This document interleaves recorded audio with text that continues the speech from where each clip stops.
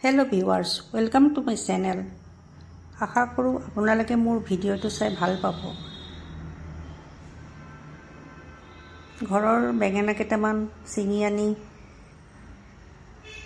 ধুই পেলাই কাটিবলৈ লৈছোঁ।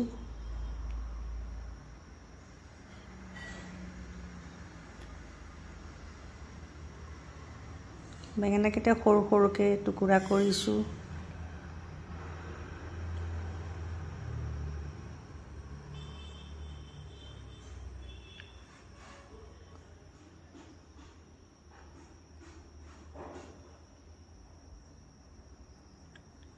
এতিয়া বেঙেনাৰ টুকুৰাবিলাক চাৰিফাল হোৱাকৈ মিহি কৰি কাটিছোঁ।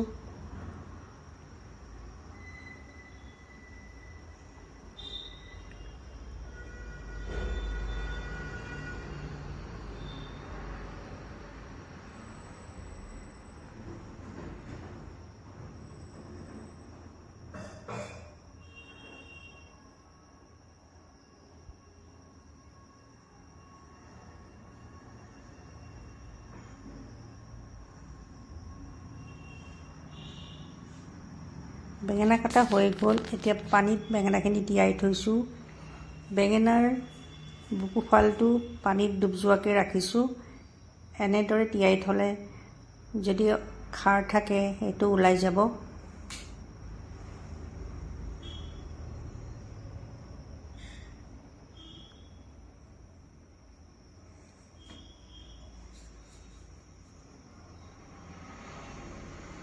বেঙেনাৰ লগত দিবলৈ আলু এটাও কাটিছোঁ।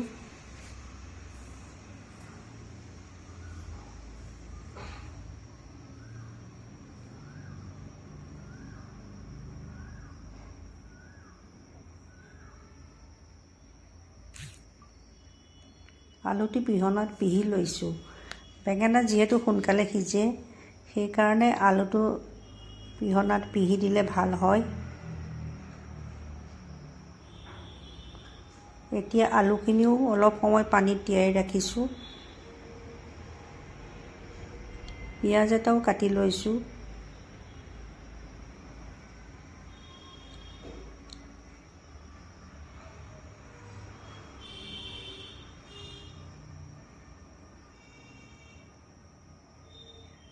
বেঙেনাখিনি পানীৰ পৰা উলিয়াই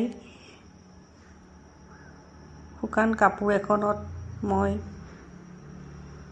টুকি লৈছোঁ।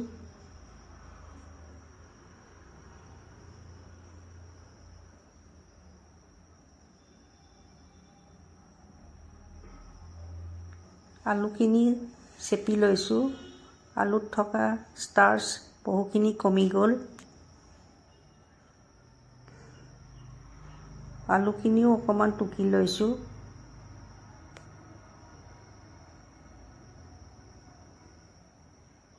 শাকৰ আঞ্জাৰ কাৰণে ঘৰৰে ৰঙালাও পাত কেইটামান লৈছোঁ। প্ৰথমতে ৰঙালাওৰ পাতকেইটা পানীত উতলাই ল'ম। এনেদৰে উতলাই ল'লে পাতখিনি কোমল হয়।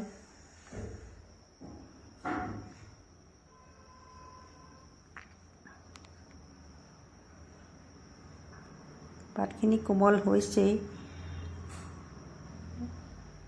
গৰম পানীত বিলাহী দুটাও দি দিছোঁ। পাতখিনি উলিয়াই থাল এখনত মেলি ঠাণ্ডা হ'বলৈ দিছোঁ। তেলত শুকান জলকীয়া, জিৰা, পিঁয়াজ দিছোঁ। বেঙেনাখিনি দিছোঁ। অলপ সময় ভাজাৰ পাছত আলুখিনি দিছোঁ।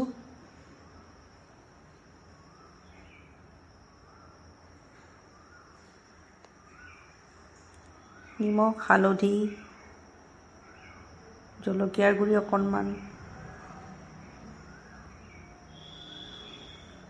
এইদৰে অকণমান সময় লৰাই থাকি জুইটো কমাই দি ঢাকি দিছোঁ।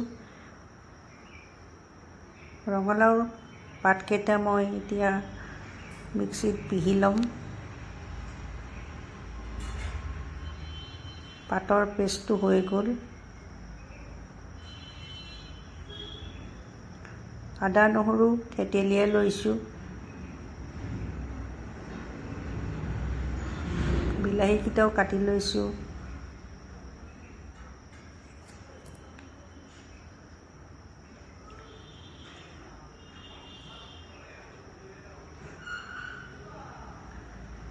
কেৰাহীত তেল, জিৰা, আদা নহৰু আৰু পিঁয়াজ দি অলপ সময় ভাজিছোঁ।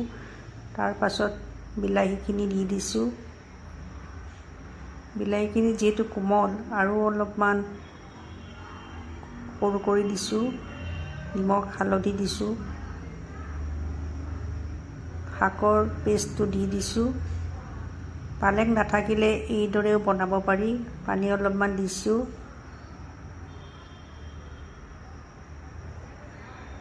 অলপ সময় কম জুইত সিজিব দিছোঁ। ভাতৰ কাৰণে চাউল অকণমান সিজাই লৈছোঁ। পনীৰটো পানীত তিয়াই থৈছোঁ। এতিয়া পনীৰ কাটিছোঁ।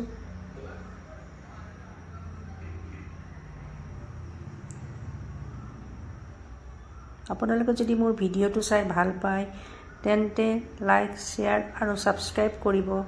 শাকৰ আঞ্জাত পনীৰখিনি দি দিছোঁ। অকণমান গৰম মছলা, জলকীয়া, সোৱাদটো বেলেঞ্চ কৰিবলৈ অকণমান চেনি দিছোঁ।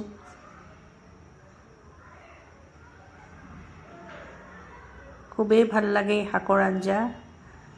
সকলোখিনি হৈ গ'ল। শাকৰ আঞ্জা, আলু বেঙেনাৰ ভাজি, দুপৰীয়াৰ আহাৰ মোৰ হৈ গ'ল। Thank you for watching my video. Take care. Bye bye.